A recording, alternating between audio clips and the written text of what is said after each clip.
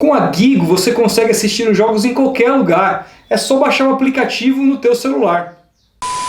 Salve futebotequeiro, Rodolfo Gomes na área para mais um Boteco News. Muita coisa para falar hoje, afinal o CAD pode proibir as negociações individuais envolvendo clubes e TV para o futuro, promovendo a volta das negociações coletivas. Vou explicar essa história, bem como falar também da possibilidade do Fortaleza entrar na justiça para romper o seu contrato com os canais de esporte interativo, ou seja, a Turner. Mas antes, claro, se você já puder deixar um like nesse vídeo, se inscrever no canal, ativar o sininho para não perder nada do que a gente posta aqui e nos seguir em todas as nossas redes sociais, ajuda demais a gente. É isso, sem mais delongas, bora para as notícias. Bom, primeiro atualizá-los com relação ao status do coronavírus na Europa, impactando demais os campeonatos europeus. Inclusive na própria América do Sul, ao parecer, entre Conmebol e CBF, de que as eliminatórias podem ser também adiadas. Na Europa o negócio é muito mais sério. Na Itália já se adiou todos os campeonatos por lá disputados, inclusive a primeira divisão italiana, a Série A Team, que só deve voltar no mês que vem. Pelo menos esse é o prognóstico. Se a situação piorar, é capaz ele nem ter o seu fim. Se discute na Europa, inclusive, o fato de todos os campeonatos não poderem chegar ao seu fim e os seus respectivos campeões não serem decretados. É muito preocupante. As novidades de hoje ficam por conta do presidente do Getafe, que diz que não viaja à Itália para jogar contra a Inter de Milão no jogo que aconteceria na próxima quinta-feira, às 17 horas, pela Liga Europa. Diz que o time espanhol não vai viajar à Itália. A Roma, por sua vez, diz que não viaja à Espanha para enfrentar o Sevilha, também pela Liga Europa. Na França, a final da Copa da Liga Francesa entre PSG e Lyon foi adiada, e na Inglaterra também a partida entre Manchester City e Arsenal foi cancelada por precaução. Ou seja, muitos desdobramentos a gente vai ter que esperar. É bem possível que amanhã aqui no News tragamos novidades a respeito disso. Bom, o Rodrigo Matos falou a respeito da possibilidade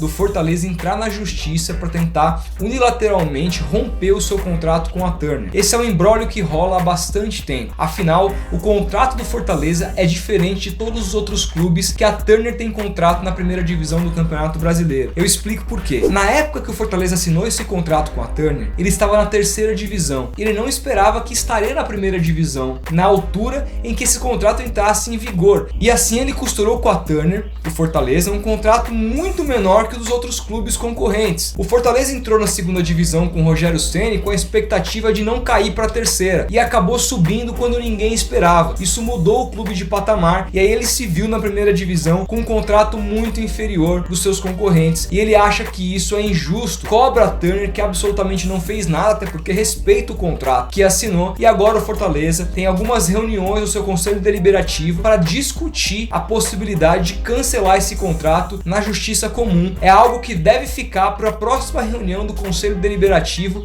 no fim do mês. Rodrigo Matos deu que essa nota aconteceria na reunião da última terça-feira. Não aconteceu essa conversa e deve acontecer ainda ao longo desse mês de março, e só no futuro saberemos se o Fortaleza entrará ou não na justiça para romper com a Turner. O fato é, nessa notícia do Rodrigo Matos, o presidente do Fortaleza, Marcelo Paz, deu uma aspas bastante importante falando a respeito do posicionamento do CAD. Ele disse que o CAD tem interesse em analisar as negociações individuais e que, se o correto, não seria negociar coletivamente como aconteceria no passado, e que o CAD vai discutir isso. Portanto, o CAD tem esse poder, é um órgão estatal que, se ele determinar, ele pode sim colocar uma proibição das TVs negociarem individualmente com os clubes e voltar às negociações coletivas, assim como acontecia na época do Clube dos 13. Eu particularmente sou muito a favor. Todos os grandes campeonatos do mundo são discutidos e negociados coletivamente e não individualmente, privilegiando pouquíssimos clubes. Aqui no Brasil a gente sabe o privilégio que tem Flamengo e Corinthians. É claro, são clubes com maior alcance, tem torcidas maiores, isso deve ser respeitado. No entanto, no mundo inteiro também há times que têm torcidas maiores que os seus rivais e até um poder financeiro muito maior do que seus rivais, por exemplo, como na Espanha, Barcelona e Real Madrid, como por exemplo